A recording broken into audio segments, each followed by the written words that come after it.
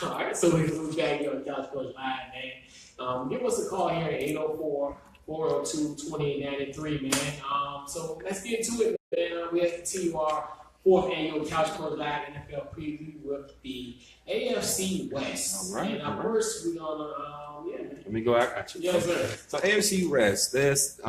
Let's go ahead and start with the Raiders. Yes, sir. What's your pros? The soon-to-be Las Vegas Raiders. So definitely shout out to the Raiders. They got 7 Pro Bowlers returning. Of course, Marshawn Lynch. The acquisition of Marshawn Lynch is going to help them. Get a healthy Derek Carr. Of course, Derek Carr missed. Was it game 15 or game 16 of the season? He broke his leg. I like their receiver core. You're looking at Amari Cooper and also Crabtree. They're both 2 1,000-yard receivers. Okay. They their offensive line actually had 3. Their offensive line has 3 Pro Bowlers. So out of the 7 Pro Bowlers, 3 of them are on the offensive line. So that definitely helps. Definitely shout out to our guy Connor Penn, who's doing his thing on the O-line, and also Rodney Hudson. So they're doing their thing on the offensive end. Defensively, I love them. They're number 1 in total defense last season. And like I threw out a 10-line stat a few weeks ago with the Minnesota Vikings, who had a plus, I think a plus 11 turnover differential. Actually, got 2 teams, the Raiders and the Chiefs, which we'll talk about momentarily, who were tied for first in turnover differential last year with a plus 16. I always say, if you got a plus 10, you are title. You're in the championship conversation. I mean, you look at both these teams last year were 12-4, and they had a plus 16 turnover differential. So I tell you, that's the key stat. If you're in a plus 10, you're guaranteed to have. I'm not guaranteed, but you are a very successful team. Okay. And also, also I like their secondary. We're getting the guy, Garrett Conley from Ohio State, who had an issue going into the NFL draft, but it looks like it's going to be resolved. Definitely shout out to him. That's another cautionary tale for I say young men that are especially going through the draft combine to the draft.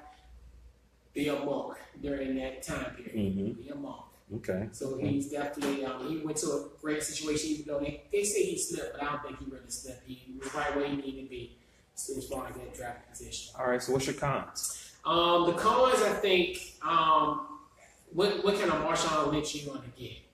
With his age, he hasn't played meaningful football since 2014. I mean, he missed a good segment of 2015. So we're going to see that type of what he got going with him. And then I don't like that they have 5 East Coast games where they got to go to Tennessee, Washington, also Miami, Buffalo, and then Philly day on Christmas Day.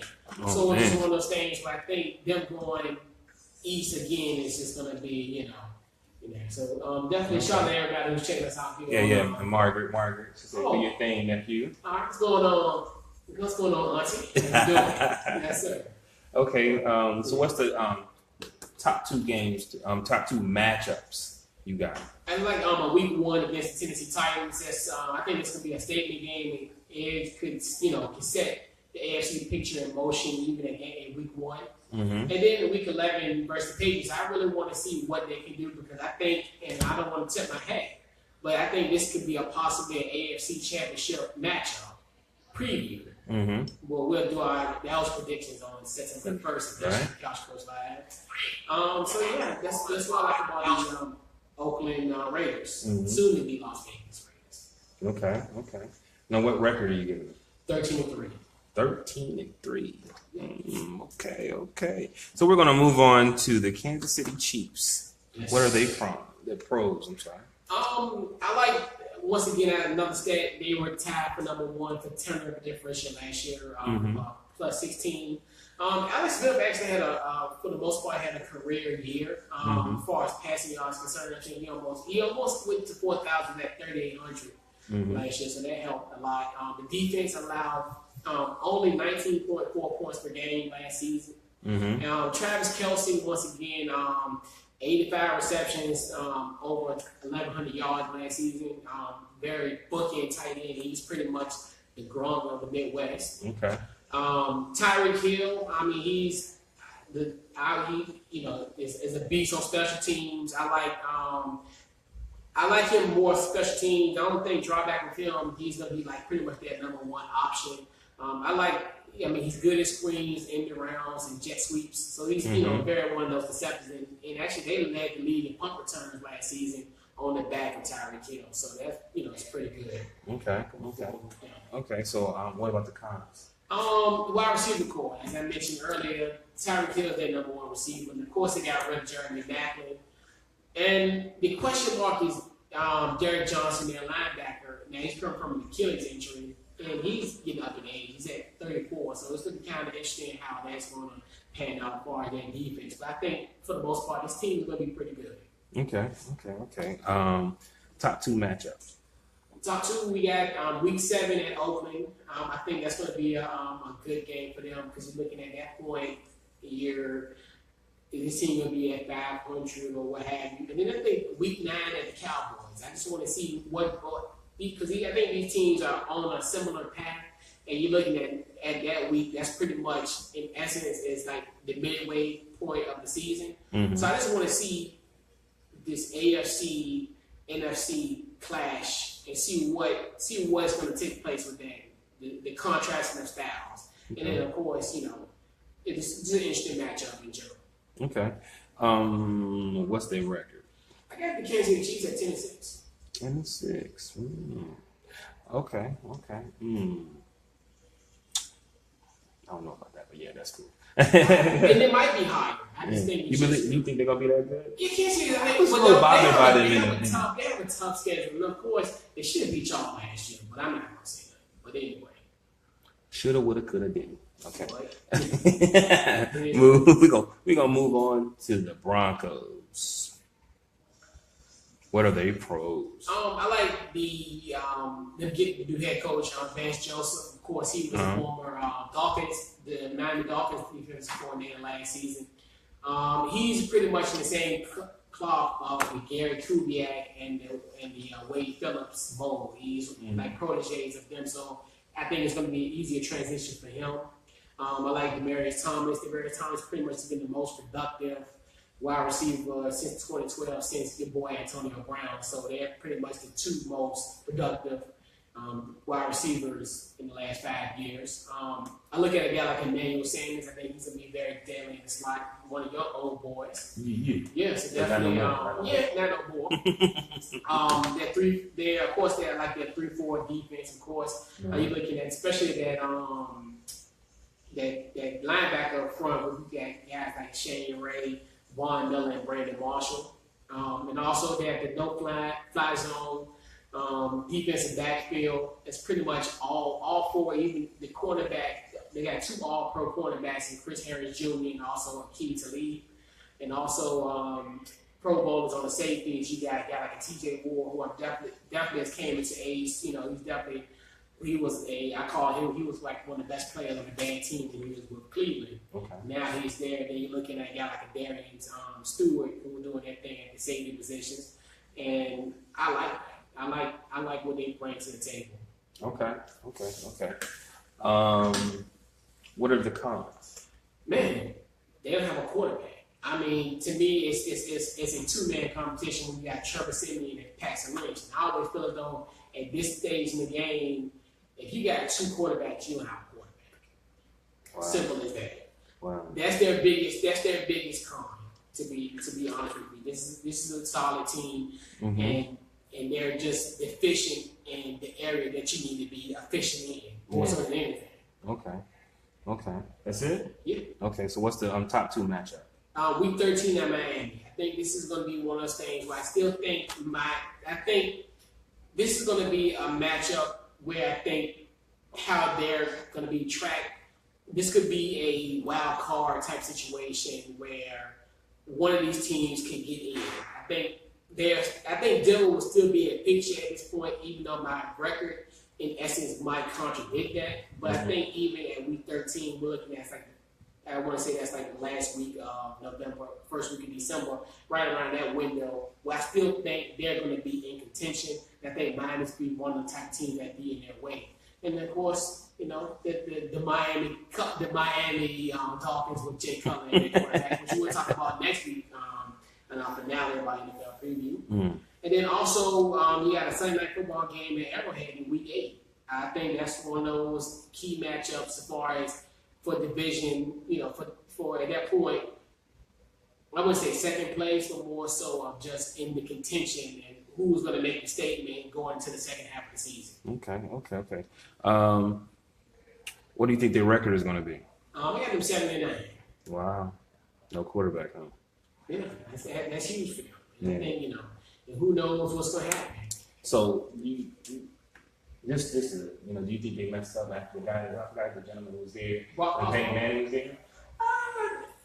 Now, when you look at Brock Osweiler, you're like, I mean, when you look at it, that might have been the smart decision with them, because I think when people, and it's something that we kind of talked about last year on Couch Goes Live, like as far as who do you give the money to? Do you give it to Von Miller or you give it to Brock Osweiler? And it's one of those things where it's like, we still think that the quarterback, we all know that the quarterback is the most vital position on the field. So, of course, it's kind of hard to say, well, from what we've been seeing, especially in Houston, that he couldn't get it done in Houston, it's a problem. Because I think Houston and Denver are kind of similar as far as when we look at defensively. So, Denver might have did the right move. And I think, to be honest with you, there's a guy that's a third-string quarterback, Chad Kelly, who I think could possibly be their quarterback in the future. I mean, of course, he's Jim Kelly's nephew, so of course it might be in the Kelly pedigree for him. We shall see though. Okay. So we're gonna move on to the San Diego Chargers. What are their pros? Los Angeles, man. Oh man,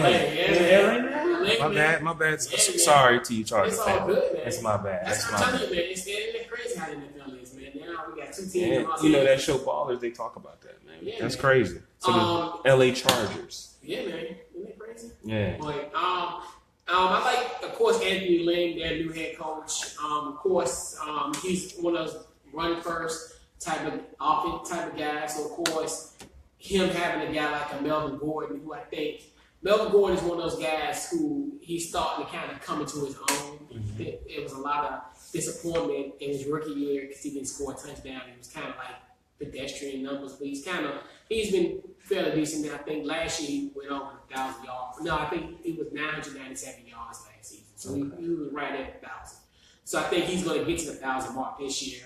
You had Phillip Rivers, once again, 35 years old. This is his fourth straight 4,000-yard passing season. So it looks like it's going to probably be the fifth one. Keenan Allen is going to be one of the biggest question marks on this team. He was one of those guys who had a great rookie year and then it kind of fizzled off. And of course, he's had injuries in the past. So we're going to see what's going to make a Keenan Allen. On the defensive end, Joey Bosa, another. I'm telling you, it seems like we talk about Ohio State guys all across the board.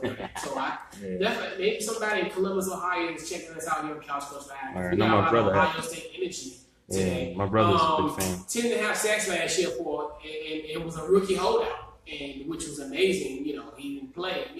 He played during the season, but of course he held out during training camp. Mm-hmm. And then you also look at a guy like Melvin Ingram, who had 18.5 sacks in the last 2 seasons. He's doing his thing. That's pretty much what I like as far as with San Diego Chargers. Okay. That's at San Diego. I mean, Los Angeles Chargers. As long as I'm not the only one. Cool. Yeah. So what's the cons for the LA Chargers? Actually, there are 2 first round, but there are 2 selections in the draft are hurt. You look at a guy like Mike Williams, who actually former Clemson wide receiver. He's out, and who knows how long he's going to be out there. Even rumored that he might be out for the season. He might be having a season in an injury. So you're losing a guy who I thought would have been potentially a number 1 receiver for the Chargers, possibly. And then you lose a guy like Forrest Lamp, the guard out of West Kentucky. You lose him, and he's out for the season with torn ACL. So the guys who, in a sense, with you having a 5-11 season, these were the guys. It was supposed to be the fruit of the reason why you're bad, and the fruits of your, I wouldn't say labor, but more so of your draft picks. Your 2 draft picks are gone, so that's concerned. Yeah. That's it. Okay. And what's the top 2 matchup? Week 8 in New England. That's gonna be one of those things where I think it's just I just want to see what they're made of, and then also Week 7 versus Denver. I just want to see how this team is going to look at this point in the season. We're looking at Week 7 and 8. Could they be on their 5th or 6th win? Who knows? But Okay. What's the top? Oh, I got that one. Sorry about that. What's the record? I got who win the AFC West would be the Oakland Raiders at 13-3. Got the Kansas City Chiefs at 10-6, and I have the Chargers at 9-7. Okay. And I got the Broncos at 7-9. Yeah. Okay. So what we're gonna do? We're gonna take a brief time out. When we come back on the second half of Couch Coach Style, we'll have our guy Josh Matthews of the RBA Game Break. He does a fantastic job covering sports, high school sports here in this area. So he'll definitely preview the high school football season. We'll ask his thoughts about how the Springs could they actually win their 3rd straight state title. We'll also talk about other teams in 5A and 4A going forward. What his thoughts about the teams going forward this season. And also some matchup that we need to actually watch. So when we come back, we'll have him here, and also we'll continue on with our NFC West preview, and we'll talk a little Kyrie Irving. We'll talk a little, we'll talk about a little other things going on, and so stick around, man. This is Couch Coach Live, man. We'll be right back. Mm-hmm. Yes, sir.